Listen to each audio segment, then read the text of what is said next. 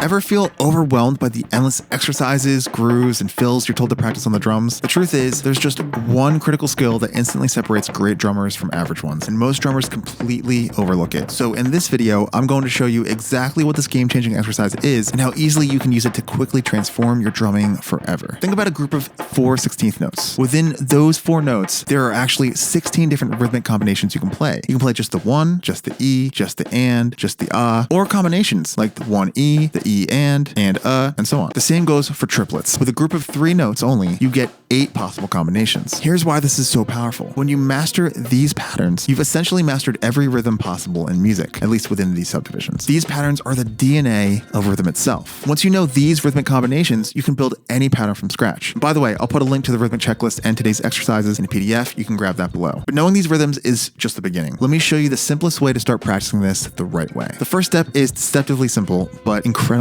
effective. You're going to count 1 E and a 2 E and a 3 E and a 4 E and a out loud while clapping through each rhythm. We're going to skip doing the triplets together today, but the same principle applies to all of those rhythms as well. Let me show you. 1 E and a 2 E and a 3 E and a 4 E and a 1 E and a 2 E, 3 E and a 4 E and a 1 E and a 2 E and a 3 E and a 4 E and a 1 E and a 2 E and a 3. When you're starting out, practice each pattern for at least 4 to 8 measures before moving on to the next one. If a particular pattern trips you up, that's important information. Slow down, break it down even further, and repeat just that pattern until it becomes comfortable. And by the way, a little pro tip for you. When you're counting and clapping, say the count you're clapping louder like this. 1 E and a 2 E and a 3 E and a 4 E and it'll help you get each rhythm comfortable, but once you have that, it's even more powerful to not say the rhythms louder and keep your voice steady. You'll know you're making progress when you can cycle through all the patterns smoothly without hesitation. 1 E and a 2 E and a 3 E and a 4 E and a 1 E and a 2 E and a 3 E and a 4 E and a 1 E and a 2 E and a 3 E and a 4 E and a 2 E and a 3 E and a 4 E and a 1 and a 2.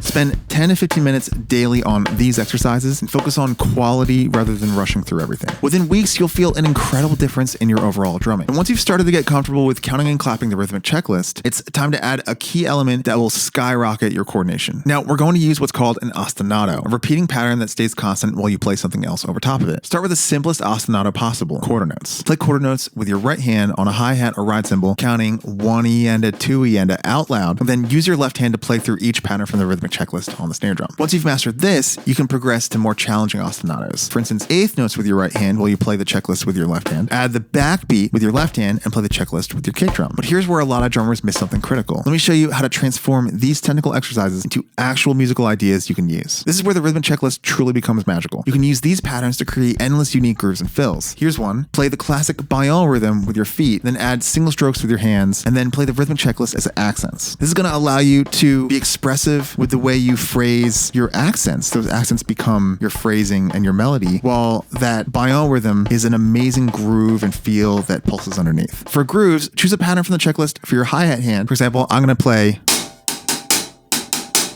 and then practice the checklist for your snare hand through all of the rhythms, and then do that checklist with your kick drum while your left hand plays the backbeat on 2 and 4. To get your fills together, start with playing single strokes with your hands, use the checklist as the accent patterns, and then move those accented notes around the drums. Try different foot patterns, ostinatos underneath, like the baillon, but others as well. And the best part, you're not memorizing specific fills or grooves, you're building the fundamental coordination to create any rhythm you can imagine. If you make the rhythmic checklist part of your daily practice, you're essentially mastering the building blocks of rhythm itself. Your internal clock improves, your coordination will skyrocket, and you'll find yourself able to play ideas that used to feel impossible. Make this part of your daily practice routine, starting with counting and clapping, and then move on to ostinato exercises, and finally get creative with how you apply it to create your own musical ideas. But if you want to dive deeper into how you can take your coordination to the next level, then check out this video where I'm going to show you the drum pattern that literally changed my life.